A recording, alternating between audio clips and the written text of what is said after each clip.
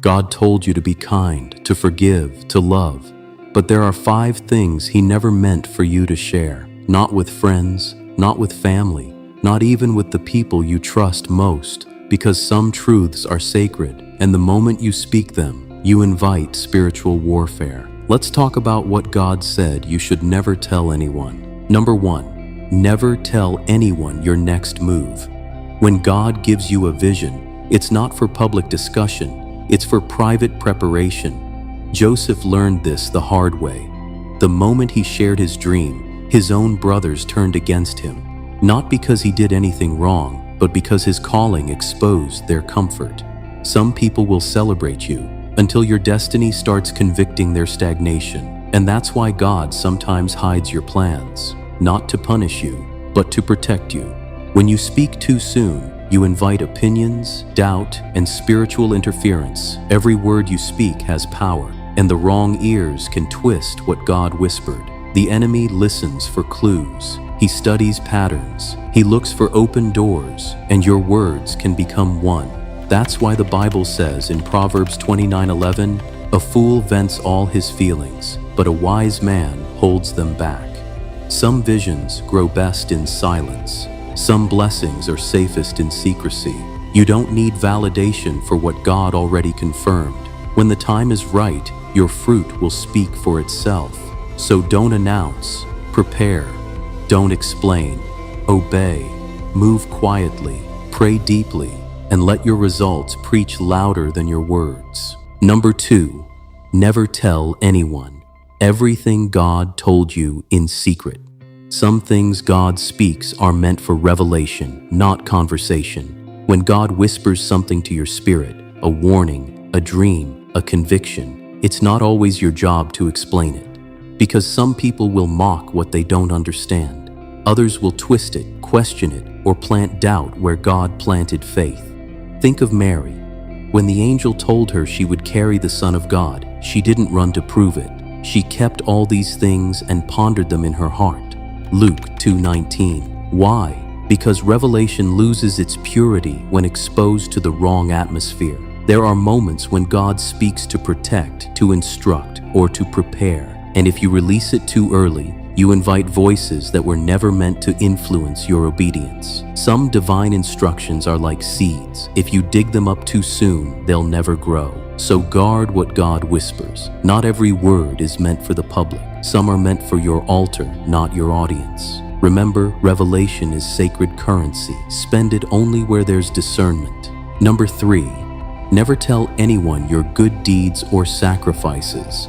In a world obsessed with showing everything, God still values what's done in secret.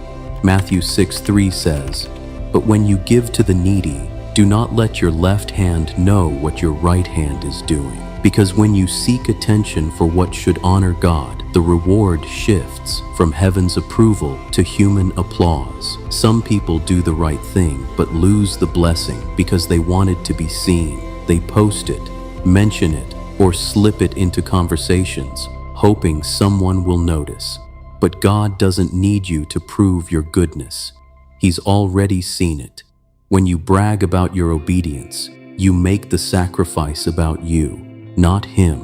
And the moment you trade sincerity for recognition, you also trade reward for reputation.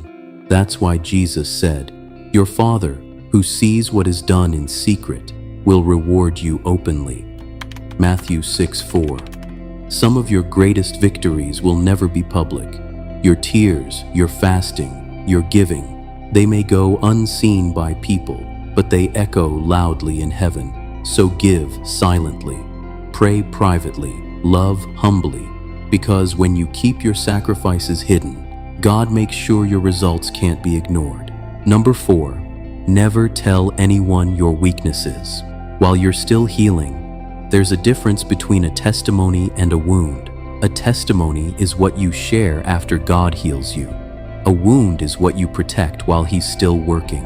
Too many people open up to the wrong ears hoping for comfort, but end up giving the enemy ammunition. Not everyone who listens cares. Some just collect information.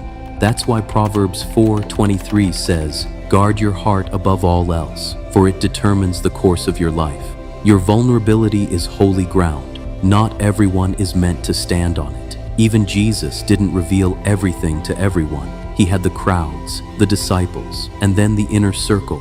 And there were still things only he and the Father shared. It's okay to be transparent, but be spirit-led, not emotionally driven. Share your battles with those who are anointed to handle them, not just available to hear them. Because when you expose pain too early, you risk reopening what God is trying to close. So until your wound becomes your witness, stay quiet, stay prayerful, and let God finish the healing in secret. Number 5, never tell anyone everything about your blessings. Not everyone celebrating with you is happy for you. Some people praise you publicly but envy you privately. And if the enemy can't steal your faith, he'll try to steal your focus by turning your blessings into a target. That's why sometimes after God blesses you, things suddenly get harder because you exposed what was meant to stay hidden. Think of the wise men who visited Jesus. After they found him, an angel warned them not to tell Herod where the child was. Some blessings are fragile, too new to survive exposure. God's favor is like fresh oil. It must be covered until it's ready to pour. When you tell the wrong people what God gave you, jealousy, doubt, and curses can follow. That's not superstition. That's spiritual wisdom. Celebrate in gratitude, not in public display.